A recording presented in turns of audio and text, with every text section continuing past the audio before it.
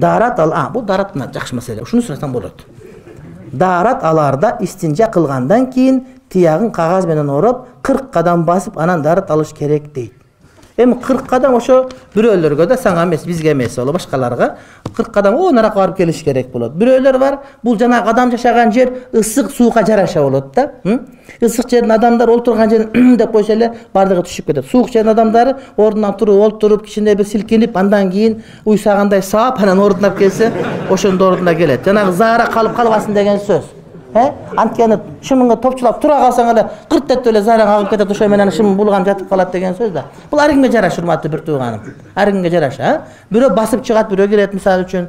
Дараткандан чыккандан кийин дарат алба деген сөз, Барып 2-3 бүт хажаттарын бүтүрүп, наракка басып, беракка басып, дараткандан тазалап, башка кылып, кезекке туруп кичине деп неме кылсаң, анан ордуна келип калат. Бул жакшы суроо, урматтуу бир тууганым. Адам арам тамак жесе 40 күн дуасы кабыл болбойт дейт. Ушундай. Анан дагы адам тойгондон кийин дагы тамак жесе арам болуп калат экен, ошо ушул, жок бул эмес. Арам тамак жеген дуа кабыл болбойт. Ал эми тойгондон кийин жеген тамак арам болуп калбайт. Жеген кыймыл аракетиң арам деген сөз. Иш чара арам бу жерде. Тамак арам эмес, иш чара арам. Анткени сен күнөө иш кылып атасың. Тойгондон да бир некен наракка тыгып жеп атасың деген сөз. Же болбосо сигарет, нас чеккендер бар го. Эгер ушундай болсо 40 күн ибадат кабыл кылбай коюш керекпи? Түшүндүрүп бересизби? Ибадат кабыл болбойт деген урматтуу бир тууганым, бул ибадаттын карызынан кутулбайт деген сөз эмес. Бул ибадаттын сообу жок болот деген сөз. Тагыраак ибадатта дуа деген маани берет. Ибадат эмес, дуа бу жерде, 40 күн дуасы кабыл болбойт. Мисалы үчүн 40 күн намаз окуйсуң, намазыңа кутула бересиң. Бирок намаздан кийинки дуаларың жок деген сөз да, кабыл болбойт деген сөз.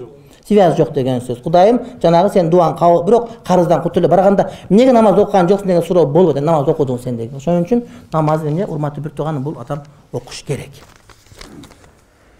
Чек арачылар жөнүндө жакшы кабарды кандай кылып жалпы чек арачыларга, жалпы эле кыргыз армиясына жеткизсе болот? Айтып атам, баягы 3 камера жазып атат. Ушуну тартып алып эртең чыгат бул. Бүгүнкү дата менен чыгат. Паланча, сыйра, сабак, суроо, жоп дегенде чыккан жерден көркөм болуп кырып каласың да, мына деп жөнөтө бересиң. Касап менен. Жеткириш керек ушуларды. Анткени ошолор чында биз мусулман мамлекетибиз. Чек араны сакташ керек, урматтуу бир тууган. Ошолорго ушул хадис туура келет да, ошону айтыш керек аларга. Мына ошондон жеткириш. Ошон үчүн насаат жетип атат бу жерде. Аялым чачын боёсо болобу дейт. Болот, хына менен боёгон эң жакшы деп айтабыз. Ич кийимге зара тийип калса, жана аны дарат алып жатканда жууп койсо болот.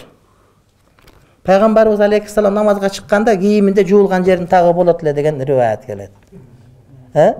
Пайгамбар алейхиссалам дейт, жанагыда түшүрүккө башка болуп калганда шымы эгер деме болсо, ошону мен жууп коет элем дейт. Кээде пайгамбар чыкканда кийиминде жуулганын изи бар эле дейт. Ал уят эмес.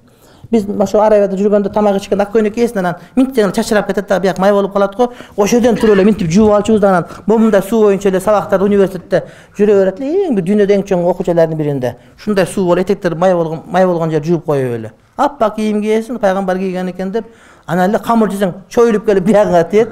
Дейсиң, анан жууп туруп анан кийин кете бересиң, ушинтип алып эле.